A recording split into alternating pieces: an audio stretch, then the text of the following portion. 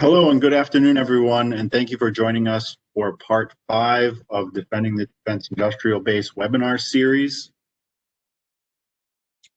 Here is a high-level overview of what we're going to be discussing today. We do have many topics to cover. Please make note of the 3 10-minute breaks we have scheduled, which will occur about every hour.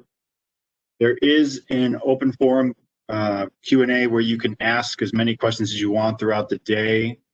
We are going to do Q&A at the end, which will be moderated by our Master of Ceremonies, Levi, from NeQter Labs. So please ask as many questions as you want. We'll try to get to as many of them as we can before we wrap this up. We will be sending out all of the slides and recording this presentation for later viewing, which we'll be able to email out to everyone in case they want to watch something later.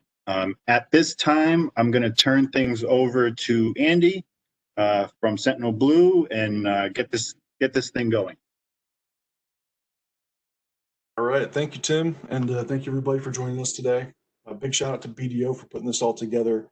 Today is session 5 of what has been an ensemble of star-studded cast, and a lot of great companies doing a lot of great things in industry here. So we're going to have a long, fun day with a lot of really cool stuff coming up. And yeah, we're going to jump right in it. Let's go ahead and take the next slide.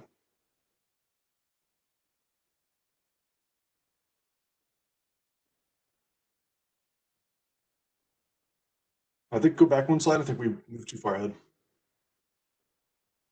All right.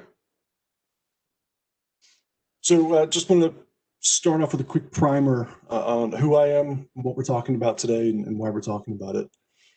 Like Tim said, my name is Andy Sauer. I'm with a small company called Sentinel Blue. Got some credentials in the space, and I've been in the defense contracting space for a number of years. What I mostly do is I work with small businesses and business leaders who are starting from a ground level on cybersecurity and try to help them navigate this mess of cybersecurity and compliance. What we're going to talk about today is really a primer and setting the stage for the next couple of hours and starting to tie all this together. If you've attended all of the previous sessions, how do you start to make sense of this, and how do you actually start to build some momentum and stop just spinning wheels and put some rubber to the road here? CMMC is a complicated beast. Business leaders that are in the small and medium space, you typically have a ton of stuff going on in terms of what you're trying to manage, just doing your day-to-day job, and then the overhead of leading the company and then trying to keep all those different hats on your head. What I'm trying to do today is simplify that a little bit, give you a method going forward. And why I'm doing this, or why I feel like this needs to be a discussion, is I talk a lot with small business leaders who just, they get this inundation of LinkedIn messages, inbox messages of people trying to sell them easy buttons for CMMC, trying to sell them services and making misleading claims and all this kind of stuff. I just want to take a moment and reset everything back and give you some tools and some ideas of how to have a methodical approach going forward with this. The first kind of thing to set the stage is CMMC. You need to see it as a journey. You need to see it as something that's going to consume a significant portion of your business life for the foreseeable future. I don't say that to have like a scare tactic, but there is no changing the fact that what you are being challenged to do as a member of the Defense Industrial Base with CMMC is to build and maintain cybersecurity maturity where almost nobody has had it before. That takes time. That takes a lot of effort. That takes a lot of mental effort, not just man hours, but leadership effort. This needs to be part of conversation. So you're going on an adventure, and that's what this is going to be. It's going to be 6, 12, 18 months in the making. That's our starting point. We have to understand that this is going to be a journey. Go ahead, next slide. All right, so just going to set the stage. The first step in all this is admitting that there's a problem here that needs to be solved. You are going to need to get CMMC certified to continue doing business with the DoD. Everyone's heard that. The language can't be more clear. We've been pounding this drum for the last year. You're going to need this, and it's not going to change. That said, CMMC certification is complex. The requirements themselves are complex. The program is complex. Understanding the contractual obligations, the new DFARS interim rule. It's complex. There's lots of nuance. There is a lot of gray area. There's just a lot going on.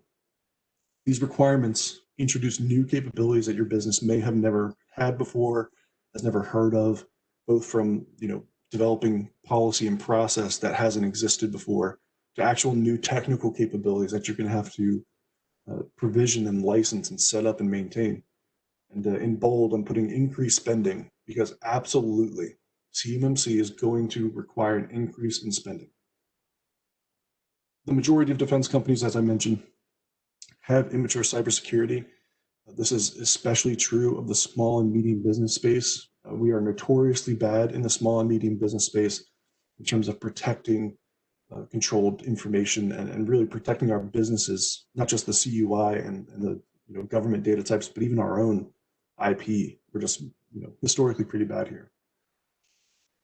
Pull it all together, you need to meet these certification requirements, but you need to do it in a way that protects you from overspending, from overburdening your staff and your business capability, protect you from making bad investments that you have to undo in the next 6 months. And ideally, you want to do all of this while enabling your business to build actual cybersecurity maturity. We've got 20 minutes to do it, right? And so this 20 minutes is my, if I was with you and I had just 20 minutes to try to help you move this thing forward and wrap your head around it, this is what we'd be talking about. Next slide. All right, so everyone should be familiar, if you took philosophy 101, or I'm sorry, psychology 101, you should be familiar with the 5 stages of grief. You'd be surprised how well that maps to the CMMC adventure that has happened so far. In the early stages, we all heard a lot of denial that CMMC wasn't actually going to happen. This was the same as every other DoD program that they ever proposed. Now we moved on to, it's unfair, it's killing businesses, small businesses aren't going to be able to implement this, it's going to be too costly. And we've moved on to companies saying maybe we should just give up DoD. Maybe we should just close that side of our business. Maybe we can survive without it. Then we moved on to bargaining, which is, the conversations I have where folks are looking for an easy way out. They're looking for an easy button. They're trying to paint this thing as smaller than it is, try to treat it like a checklist, try to treat it as a small part of, the business effort going forward. And then there's acceptance. You need to be here. And if you're not there yet, I'd love to help you get there, but the rest of my talk is premised on you have to accept where we're at. Let's go ahead and take the next slide. All right, here's what we need to accept. Like I said, CMMC is a journey. It's a journey of maturity. That maturity takes time. CMMC is going to take resources. Resources means money, it means time, it means attention. It's a business focus and business effort.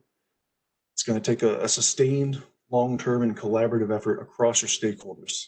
This is, going to affect your boardroom. It's going to affect your executive team. It's going to affect your management team. It's going to affect your end users, top to bottom. This thing's going to affect all kinds of people in your organization. It's going to be sustained and long-term.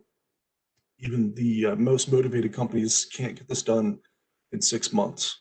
But there's just so much that has to be done, so much attention that has to be paid, that you have to accept. This is going to take a while. It does require organizational change. This is not an IT program. This is not a problem for your IT department. If you're a business leader or a business owner, this is your problem. Your organization will have to change.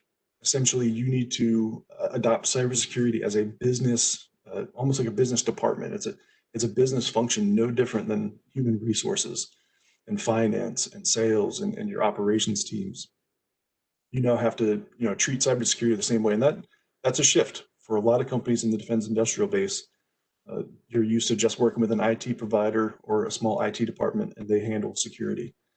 CMMC goes above and beyond system level security. We're talking organizational change. It's not going away.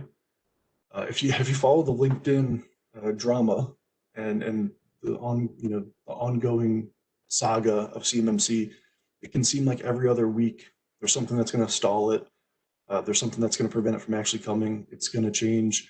so far, things have not really changed. The plan has been set in stone. The timelines have been pretty good. This is coming. This train has left the station. It's got the momentum. It's not stopping. It's not going away. You need to take this seriously, and it's, you know, we need to focus on what's in front of us and start working toward this. The required complexity is not going to go away. You know, CMMC is built on 800.171, which is built on 853. There's a lot of depth to why the requirements are the way they are. They're not going to get easier. And seriously, it's going to require spending. A lot of companies that I work with are used to spending very little on IT and cybersecurity. And the new numbers that they see when we talk about what's going to require to reach CMMC, it can be, you know, jaw-dropping. This will require new spending, and a significant amount of it. But more importantly, it's going to take time. And you know, whether or not you're a small business with 20 people, or you've got 200, and you've got dedicated staff, or whether you're going to outsource it to a provider, there is no getting rid of it. If you're a business leader, it's going to take time and effort from you. You will be part of this. People in your organization will be part of this. It is going to take time. If you can't accept the above, you're not going to be successful, or you're going to make this a lot harder on yourself than it needs to be. This is the starting point. We have to accept that's a journey. It's going to require a lot of change. It's going to be painful. It's going to be new spending. It's going to be a new business unit that we need to pay attention to. There's new capabilities. It's just going to be that way. If we start there and we accept them, we say, hey, it is what it is. This is what we have to do. That's great. And we can move on from there. So moving forward from this point of acceptance. Next slide, please. All right, so I'm a big fan of simplifying. Excuse me, like I said, I work with a lot of small businesses in the defense space. I work with business leaders who run, you know, small shops that typically focus on something that, you know, they do services, they do software. They're focused on doing their day-to-day work. And this, you know, CMMC could become their full-time job if they let it. I'm a big fan of simplifying and just framing things with some basic steps in how you get through this. In my other life, when I'm not a cybersecurity person, I'm also a paramedic. And as a paramedic, you know, I regularly arrive on scenes of car accidents and house fires where there's a lot going on. It can be very overwhelming. The sensory input is pretty wild. And I imagine that's what it's like if you're, you know, a business owner who's not a cybersecurity person, who's jumping into these webinars, and you're going to hear from a star-studded cast of cybersecurity experts and companies who have phenomenal products. And it's going to be very overwhelming, and you know, you don't really know where to start. As a paramedic, we're trained to, you know, really just build a very simple framework with a few principles of how you navigate any given situation with that kind of complexity. And that's what I'm trying to relay here and boil it down to, is what are the things that you need to do to actually get this thing moving, build some forward momentum, and keep that. So we're going to dive into this a little bit, but the 4 steps in my mind, we start by framing the problem. You need to build a team. You need to develop a plan, an organized plan, an organized approach. And then we need to execute and build a feedback loop for review. Next slide. All right, so expanding on this concept, the 1, 2, 3, 4 here. And again, this is a very high level way to organize your thoughts about CMMC and how you actually turn this into actionable things that you can accomplish or things that you can start to do to get some momentum on this. Start by framing the problem. You need to understand where you're at today. You need to assess your current maturity level.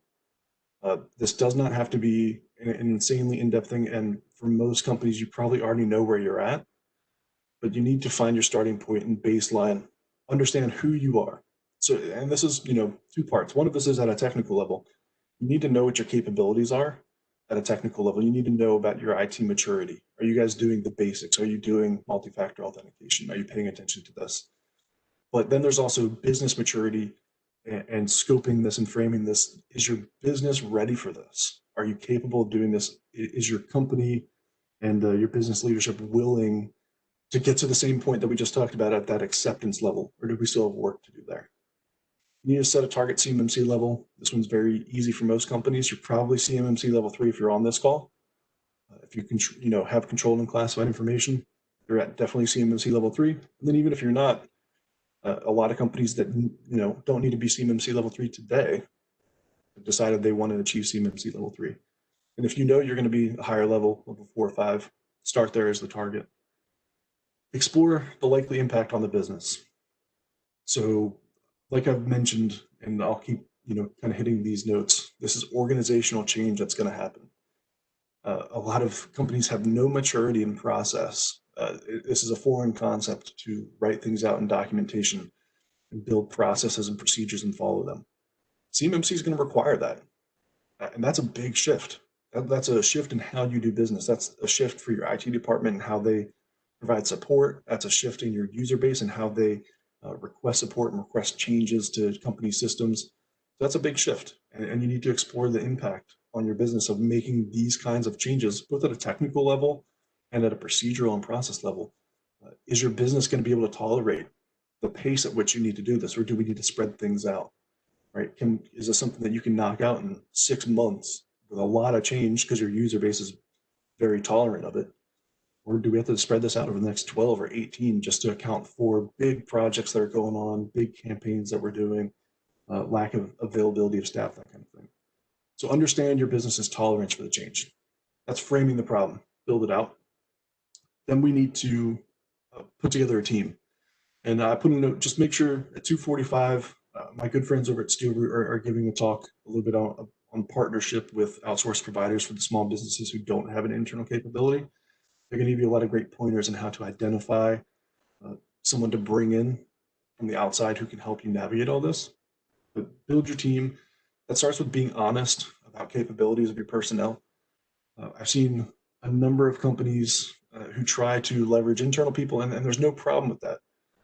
But I'm not kidding when I say this can become a full-time job. Most of the folks who are involved in this call are involved by way of a community that's been developed of people who do have this as largely a full-time job, and it can consume quite a bit of your mental cycles to try to move this stuff forward. So be honest about the bandwidth your people have, and be honest about their capability. There's nothing says you can't start from ground level and work your way up and really build an understanding here of CMMC, but just be honest about how that's going to affect your timeline. Source trusted outside help.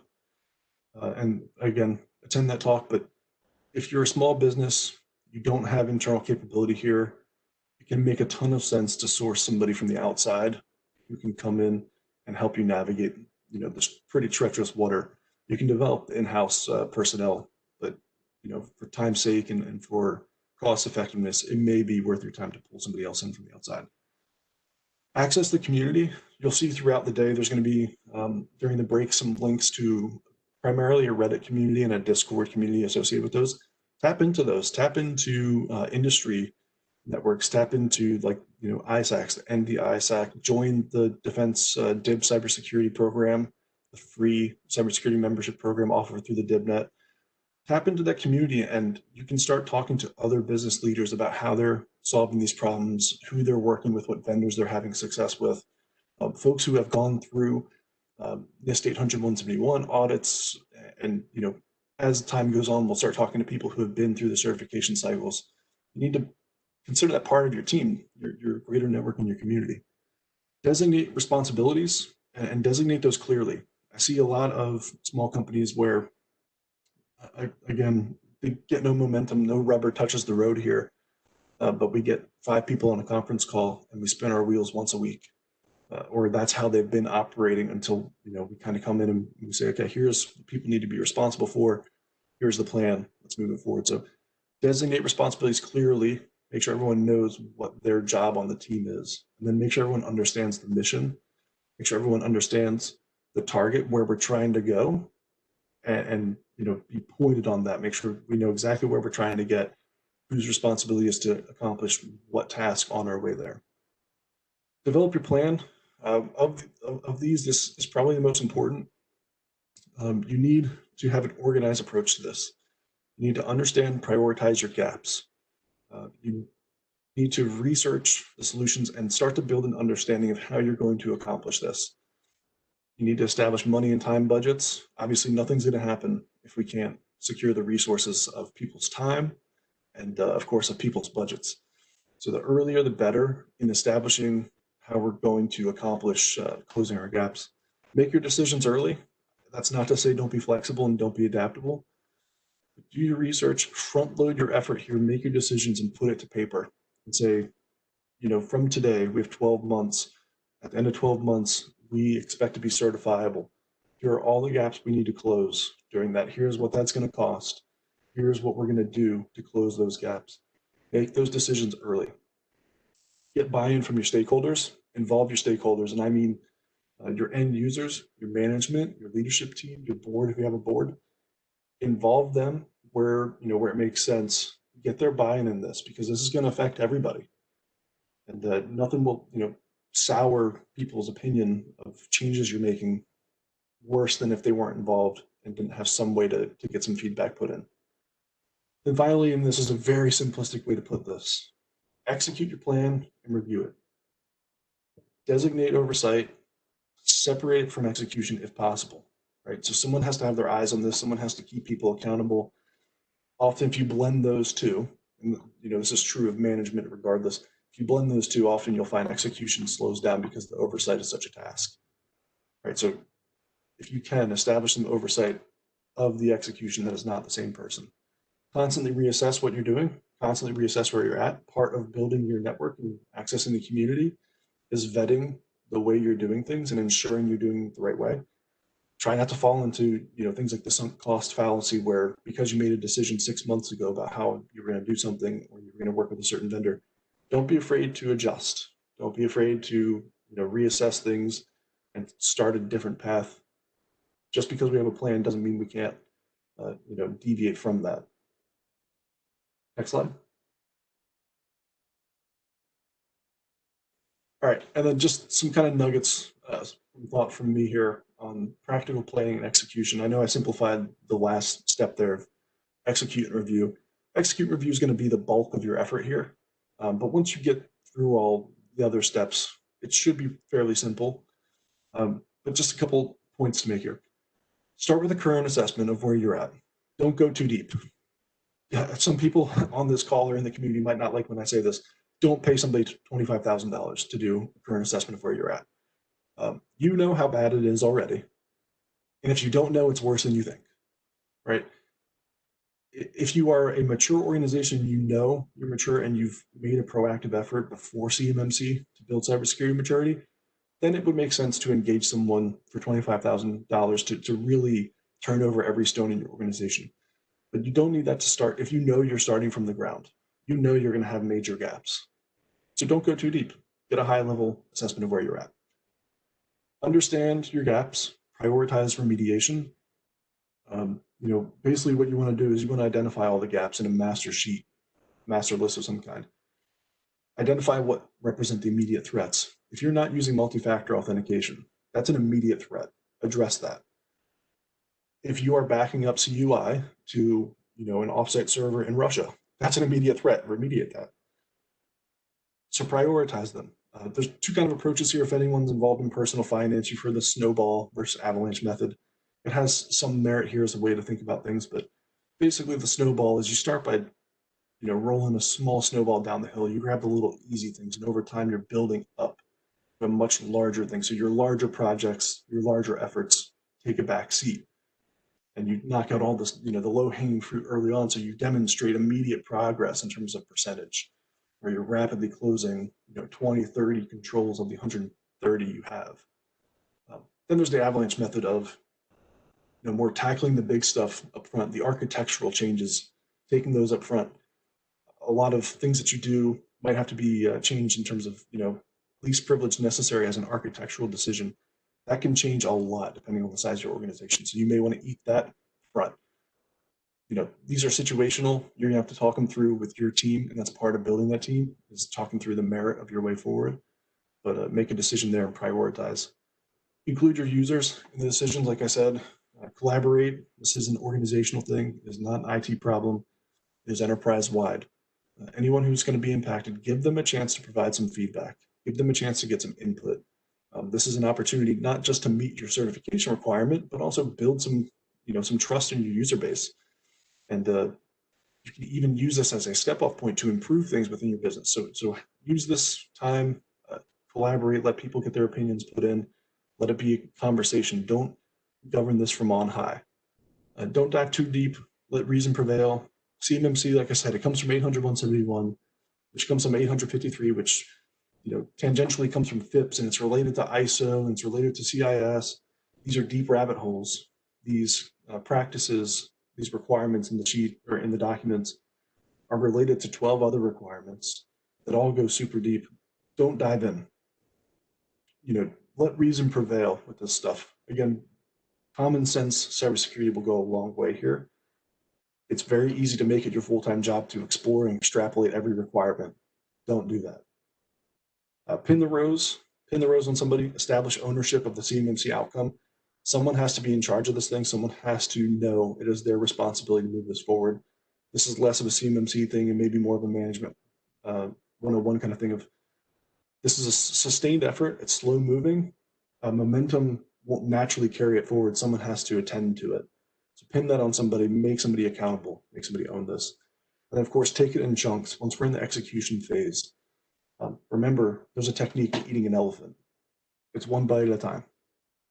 Take this thing in chunks, do the plan, build what makes sense in terms of a method for prioritizing and remediating.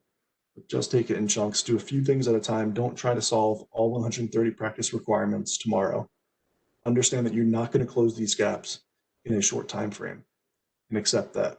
Then you can move that forward. Next slide. All right, if you take nothing else, again, this was 20 minutes to cover a lot of ground. Here are my takeaways for you. CMMC is a journey. It's going to be a long effort. Communicate this. If you're an IT provider or you're an IT person, your business leadership is not involved here and they're not tracking what all this is, use this as your message. CMMC is a journey. It's going to be a long effort. It is going to require resources. There's no getting around it. No full stop. It's going to be money. It's going to be time. There's no cheap way to do this if you have nothing in place today. It's going to cost money. It's going to cost effort. It's going to require expertise. You can build it. You can build internal expertise. You can have people spend their time on this, or you can buy it. You can work with an outsourced provider. You can work with a partner. That's your choice. It's whatever makes sense for your business. Build it or buy it. Remember the intent here. We're building cybersecurity maturity. That is what CMMC is ultimately trying to do. Let reason prevail. Don't let compliance convince you to make a bad cybersecurity decision. Do what makes sense for cybersecurity, build the maturity, and let that be your focus. The compliance will fall in line with it. And my last little point, if you're small, go cloud. I won't dive too deep into this, but limit your on-premise investment, limit your capital expenses, switch over to a cloud model, the cloud solutions that a lot of providers are about to talk about. A lot of people on this call have cloud solutions that help you for your small business. It's operating expenses, which, small recurring things that scale to the size of your business. They make a ton of sense. They're much easier to manage from a cybersecurity perspective, very easy to manage at a compliance level. Try to limit your investment into big capital expenditures for on-premise equipment. Last slide. All right, so just there's a couple of links that you'll see today. Check out these communities. Check out your industry communities, NDISAC, the DoD's DIB cybersecurity program. Get involved. If this 20-minute talk was not helpful for you, I'm sorry, there are no refunds.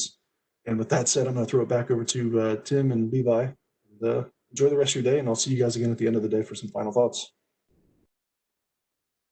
Hey, thanks, Andy. All right, at this time, I'm going to turn things over to Daniel with Airlock Digital, who is coming to us all the way right now from Australia.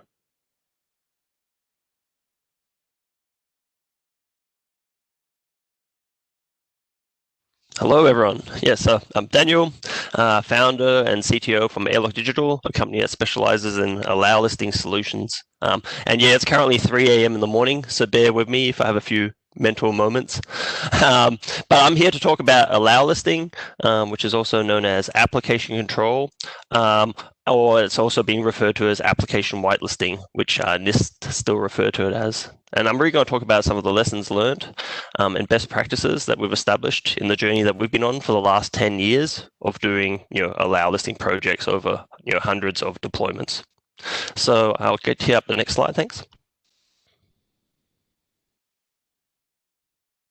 Okay, so first of all, I just want to make sure that we're all sort of on the same page and talk about what Allowlisting is. So it's really choosing a method of choosing what files you trust to run in your organization. And this is important, is like what you choose to run, not what other vendors or other people choose to run in your organization, and preventing the execution of anything else. And the intent of the control is to prevent execution of malware. So, because you will only be running code that you've chosen to trust in your organization. And what's really important to note here is that Allowlisting is a security strategy. It's kind of just like patching. You don't buy patching. It's a managed process. So don't believe anyone that told you Allowlisting is like a product or set and forget and it's just done.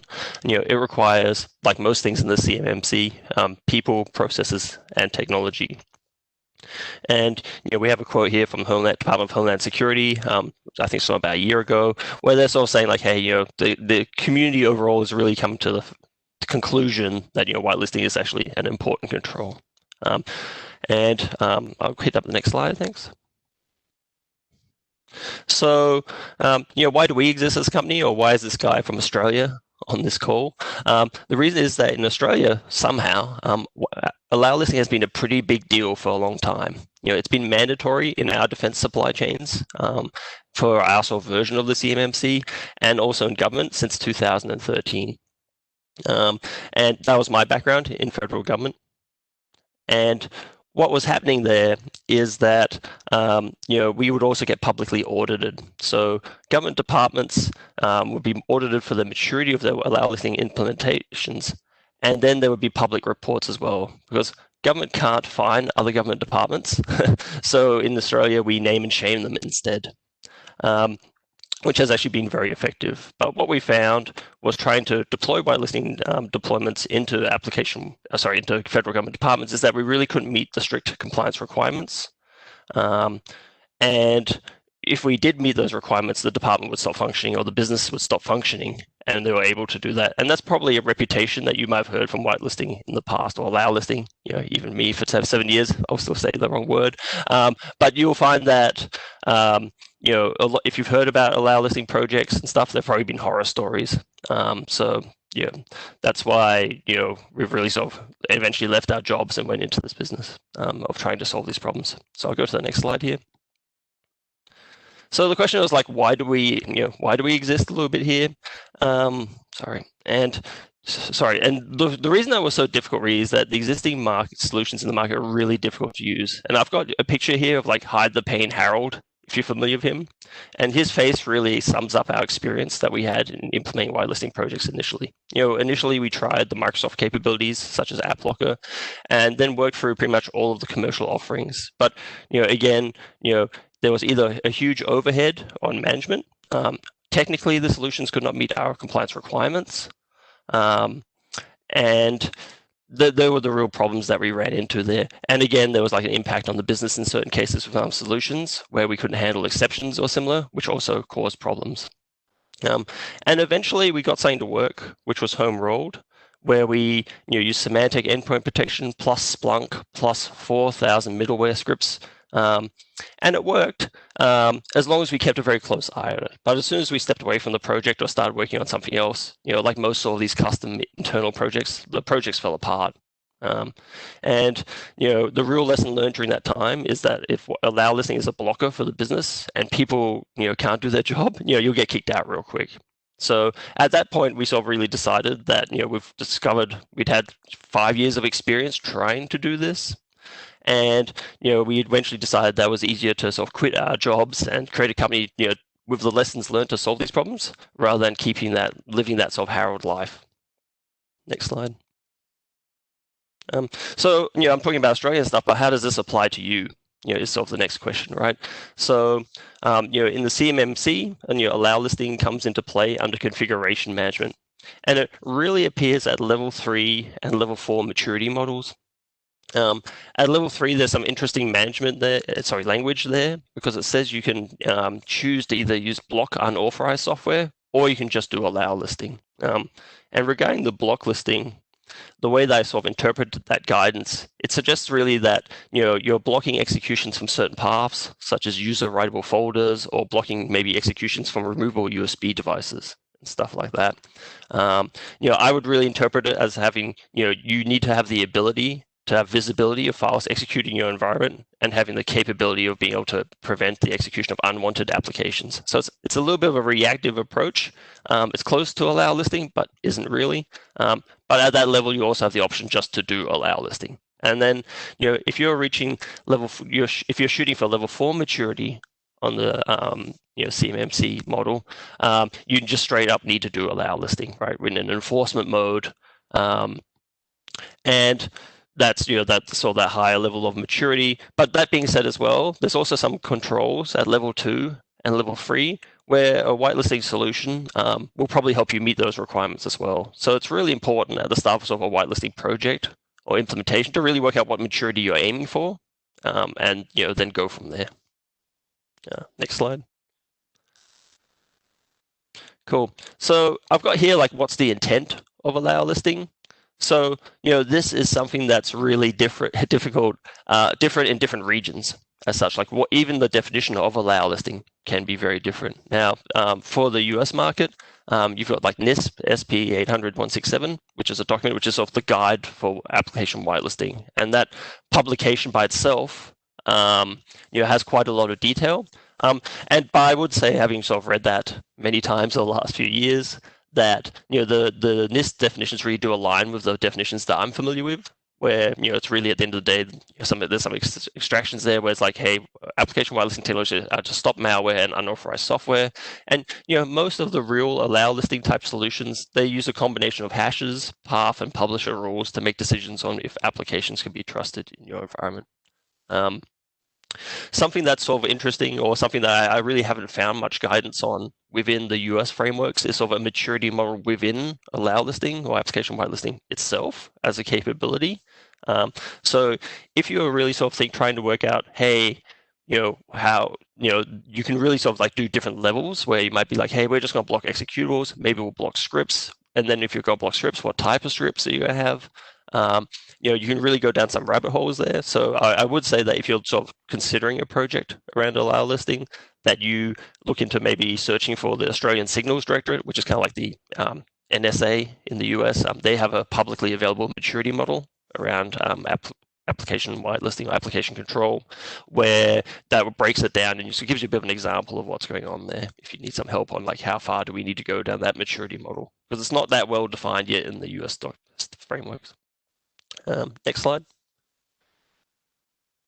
Okay, cool. And this is something that's really important to talk about here, is that with allow listing is you're actually placing trust in files, not in applications. So sometimes the wording around an application control solution can be very different than an application whitelisting or allow listing solution, where sometimes when you're speaking to maybe a vendor that's talking about application control, you'll be able to tick, for example, we trust Adobe Reader, and you just tick that button, and Adobe Reader will then start to run on, be allowed to run on endpoints. And that is quite simple sounding, but sometimes you're not really sure what that actually technically means. For example, it might just mean that anything that runs out of that folder is allowed to run, or anything that's signed by, Adobe in this case as a digital signature is allowed to run. But then there'll be some files that aren't signed, and how do they make those run? There's some technical challenges here. With allow listing, we're placing trust on each individual file that makes up an application. So, an application might have scripts in it, might have, a bunch of DLL and library files and such like that. And the idea being there is it really uplifts the security benefit of the control, because an attacker can't sort of replace a file that's part of an application and have that execute. Every part of that application individually needs to be trusted. So, yeah, and then it comes down to what I was sort of saying before as well, is make sure when you're placing trust in files, what file types the solution you're looking at actually can control. Because if a solution only does executable files but doesn't do DLLs, it's quite weak, even if it is doing individual files. Okay, so I'll do the next slide, thanks. Okay, so I've got another matching slide from the one before, which is like, what was the intent of whitelisting, or what is whitelisting, to what whitelisting is not. And I guess, my story here is that when whitelisting was made mandatory in Australia, every vendor in Australia suddenly started calling their solutions Allowlisting solutions, regardless of what they did. So even if they did something similar, such as privileged access management, saying that was different, the Australian government actually had to release documents to provide guidance that what whitelisting is and what whitelisting is not. So these extracts here are things that were from official documentation saying like, hey, whitelisting is not a portal, it's not a web filter or an email filter, it's not reputation based from a cloud, and it's not a firewall type solution. It's really file based execution control, like I've been describing. Next slide. Okay, so there's some misconceptions that we've seen. A lot of people believe that whitelisting is really difficult in large organizations, or that the overhead comes very large in larger organizations. It's really just not the case. Generally, the scale is the amount of effort to maintain the whitelist. There's a certain effort of that, and then the larger the organization becomes, it doesn't put that much more effort over the top. And there's a lot of with most whitelisting solutions, there's like an onboarding period or a learning period. And that's like maybe 20% of that time of rolling all the agents out there and getting up to scratch on what the environment is. But 80% of the time is really after that is just maintaining the whitelist and having those sort of workflows in place. And then on the bottom here, I've got also the effort of maintaining the whitelist depends on the organization's other processes, such as software management processes. But I will say that if there's small businesses or similar on the call, that whitelisting is possible. Definitely in Australia, many of our customers, for example, are small defense contractors where they make this part of the screw for this jet fighter, or they do the paint, and that's all they do. And there's 50 people and maybe someone in IT. It is still possible to achieve. So don't be too scared off by thinking that maybe it's an enterprise-only capable thing. It really just depends on the technology you're using and your processes. Okay, next slide, please. Okay, so the next thing that we've got here is our critical success criteria. And these are really things that we've found that are necessary for a whitelisting project to succeed. First of all is centralized visibility. You need to be able to see the executions that are happening in your environment to be able to make decisions and learn what's there. You have all those events coming back centrally, and then being able to say, yes, are these good or bad? And which is the next point here, which is like the context around making trust decisions. So when you have these files, like how do you know if it's good or bad? So having reputation of the file and how many endpoints have we seen this file on, it really helps that problem solving of like, hey, we got to trust these applications or files in these folders. Being able to update frequently and rapidly is super important as well, just for the fact that I think Gartner have a guidance that if you cannot approve an application within 20 minutes, there's going to be too much business to pull back. So you need to have methods that, hey, if someone's in a remote country and they need to run this file off a USB stick right now and it wasn't part of the whitelist, how's that going to happen? So you need to have also methods for temporary exceptions, such as like maybe codes that they can enter from the help desk or something. Next slide. And there's some technical pitfalls in deployments as well. This is getting a little bit technical, but something that you really have to worry about is our file permissions. So applications often make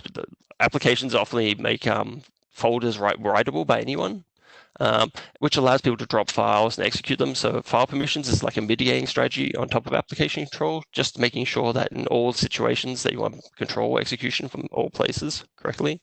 And something else to be aware of is like there's a whole cybersecurity sort of Twitter sphere around application whitelisting, bypasses and such. So it's understanding what those bypasses are, what they mean, if they are real bypasses, which most are not.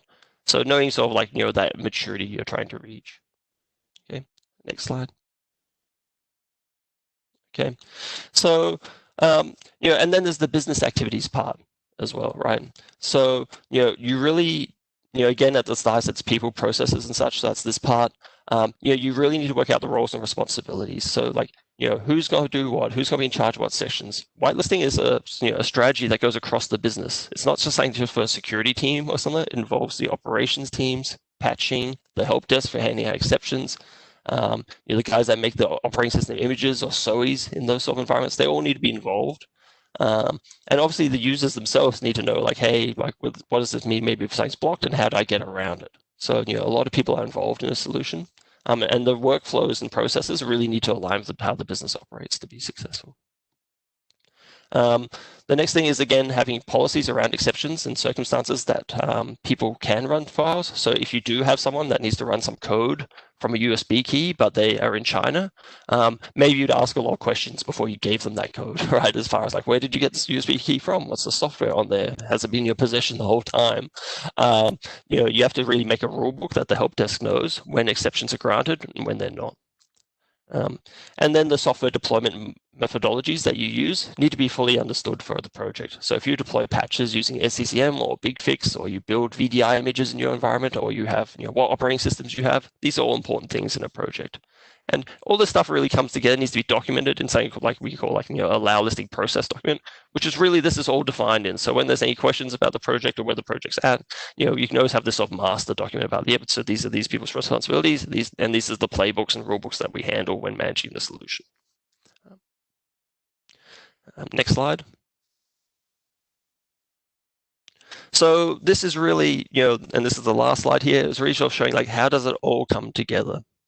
So what you really want to do here is, this is really a bit of a summary, is first of all, decide on the maturity you want to reach with your Allowlisting project. It's like, so, hey, do we want to go straight for the hardcore mode where we're going to like trust everything by hash only? It's not something I recommend. Or do we just want block executables and deals to start with? Maybe we'll do scripts later, something along those lines.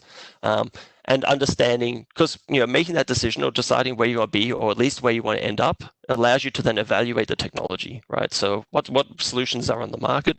What are their capabilities? What you should really be doing there is asking like your vendors, like, what does a deployment look like at the maturity you're trying to reach, or maybe just at different maturity levels, and then ask them if they're capable of meeting the maturity at your requirements at level, and what the overheads are at each maturity for maintenance, and if they can even achieve that.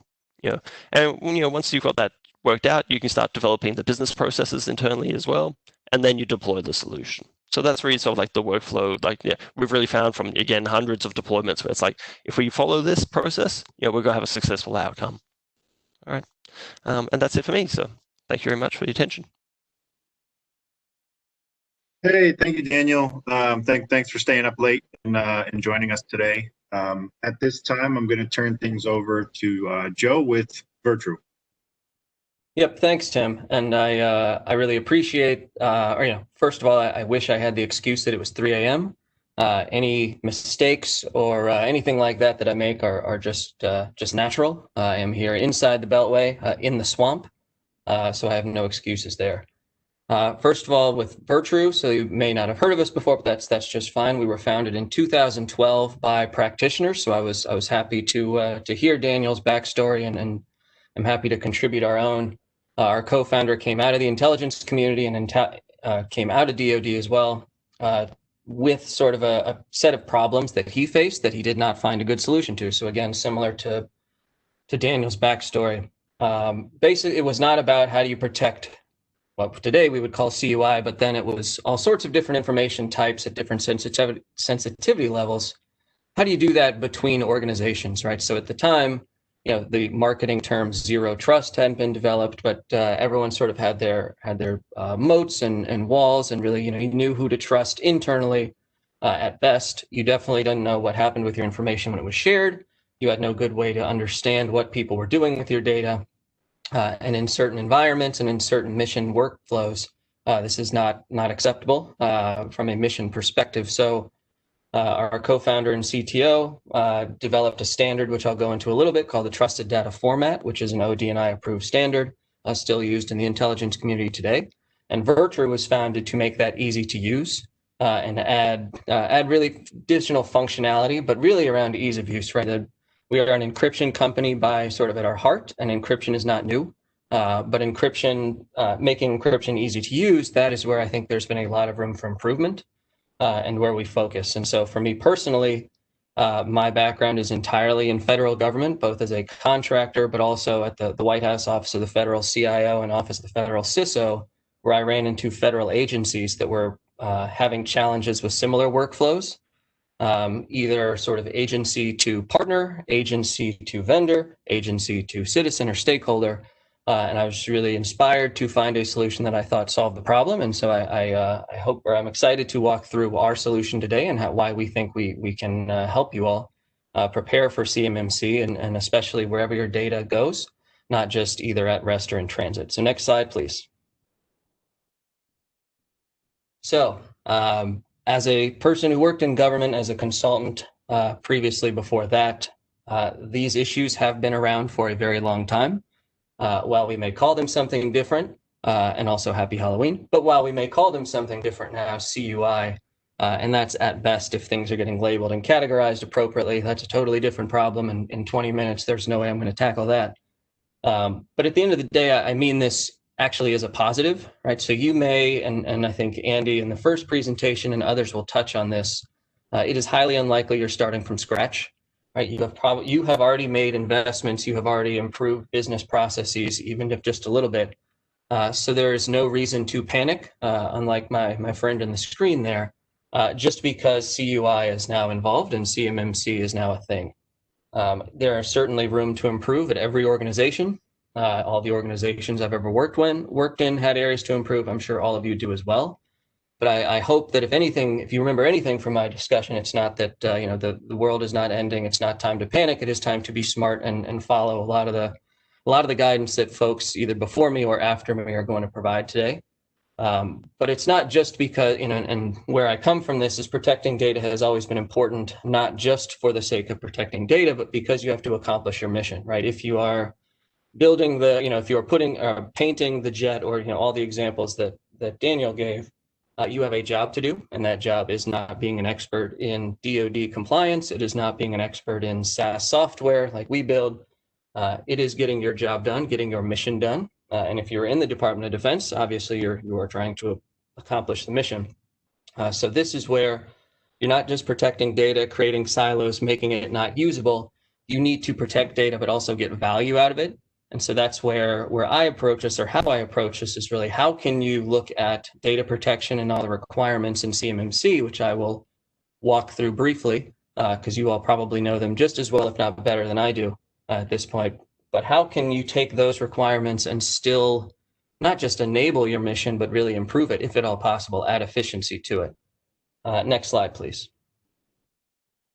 So this is how we look at the world.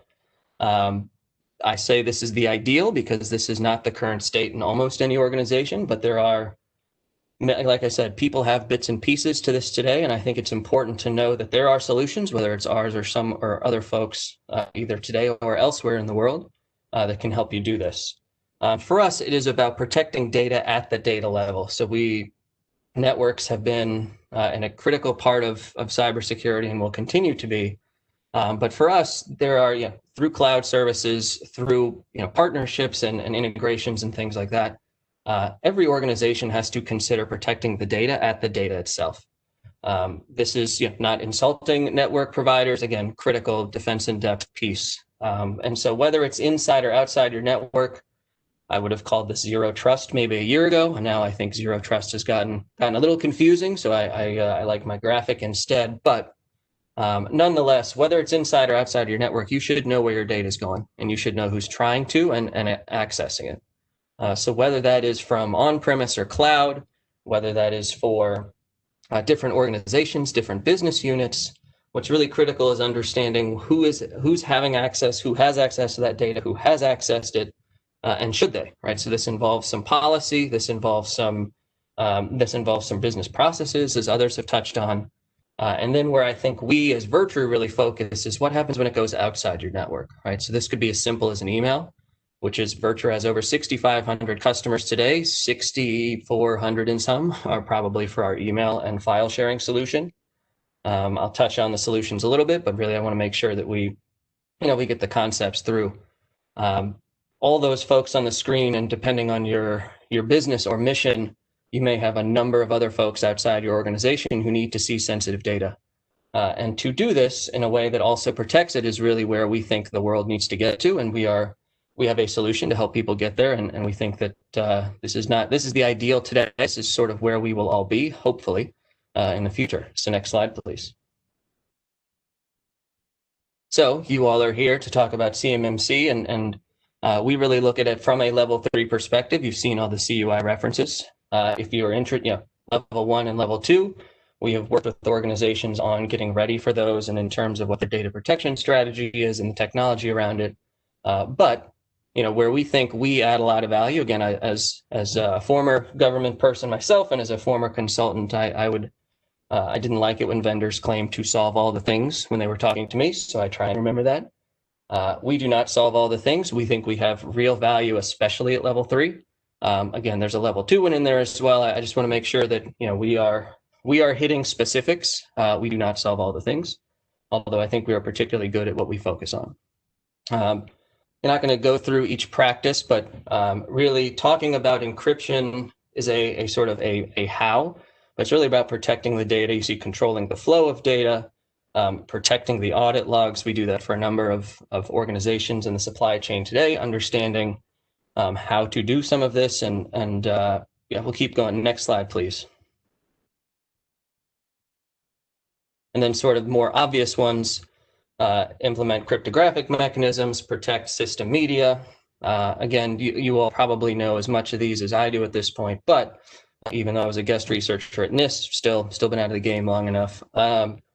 This is when you talk about encryption, which is our background, and I have a slide on this coming up, but there's, all encryption is not equal, whether it's us or anybody else. Make sure that when you get into some of these practices that I selected from the model, that you are considering things like FIPS, which again, that's a much longer conversation outside the scope of this.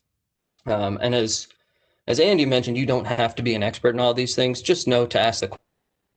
And I think there's a lot of folks that are going to present today that can help you. The Discord thread or the Discord channel is another place where you can ask questions and sort of be informed, to be an informed consumer. I think that's something I always wanted to try and get to when I was on the, and I try and help folks with that situation today. Next slide, please. How do we do all this? What does Virtru actually do?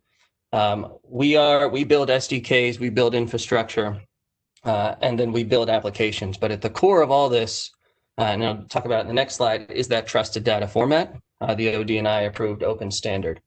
What's important here is that we at Virtru enable this across workflows. So while here I've highlighted our email integrations, that is not the only one. It is the majority, but it is not the only one. And I would think, and as you and your organizations think about if you are planning to move to level 3, or if you're already preparing for level 3, where is CUI being developed? How is it being transferred? Who has access to it or should have access to it? I would consider not just things like email and file storage, but again, depending on your business, we've worked with organizations around contract manufacturing. We've worked with organizations around lab equipment, right? Could we put Virtru SDKs into lab equipment? That's a fun question. The answer is yes, depending on what they're testing and who their customer or client is. That can become very sensitive information. We have done this for IoT sensors, right? So if you're working with the government or just in general working on workflows that involve IoT sensors, we're not protecting the sensor, but we can protect the data coming off that sensor. And so again, while we are known for email and file, again, over 6,000 customers for that, I would really encourage, and what we're seeing a lot of interesting CMMC related conversations around is really around more sort of mission business facing workflow, not just sort of the enterprise IT workflows, although in both cases we've had successful deployments. That piece on the right, what I think we have done pretty well, and there are also others, but I am proud of what we've built, is sort of the IRM, DRM controls around it. So encryption by itself, nice to have, doesn't really help or doesn't necessarily help make more efficient the business processes. What we can do is add additional protections, and this is one of the ones I pick a lot, is around persistent protection, that sort of the last graphic there.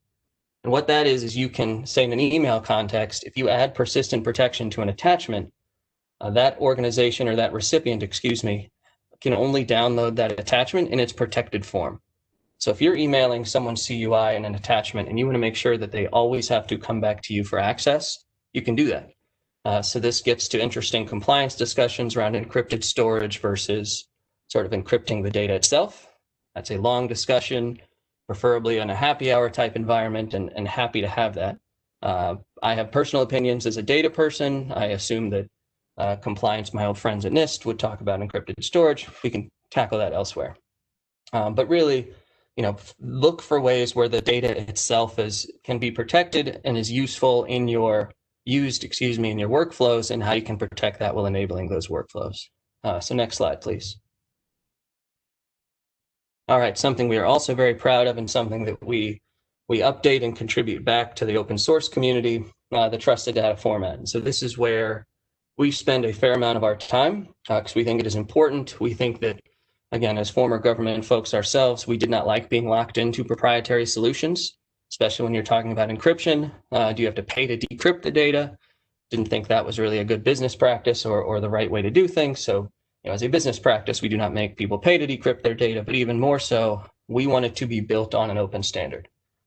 This was originally had some limitations, and in the last 8 years, the team, I'm not going to take any credit for it, but the team has spent a lot of time adding new features, something like streaming content, right? So full motion video workflows are possible and have been deployed. A nano version that we have, which is for sort of that IoT environment where overhead on data needs to be very, very small. Using the trusted data format and different versions of it that we've made available with some virtue proprietary on top. But in general, this is all open, and we're actually going to do some more in the open source community. Between now and the next 6 months, we will be doing a lot more open source work. Again, just because if you're trusting us with your information, we want to make sure that we can sort of back that up as many ways as we can. So next slide, please. All right, so as an encryption company, I must talk about FIPS, or at least acknowledge it. I also have small children, so the Lion King is a thing. We are FIPS. We have FIPS validated algorithms in our products. So while I'm happy to joke about FIPS, it's something we have done a lot of work on. In fact, getting the first JavaScript piece, FIPS 140-2, it's been a real process. I'm glad it's either over or almost over. I got to check the NIST website, do my daily check. But in general, ask good questions. This is your data. We are, managing keys. We are managing access, but it is your data. And whichever vendor or however you're preparing for CMMC, make sure to understand what their practices are, what's proprietary, what's open, so that you can make sure that as you are achieving your mission, as you're operating your business, you can both be compliant, but also actually get your job done. So next slide, please. And that's it. Thank you very much, Joe. All right, at this time, we are going to take a short break.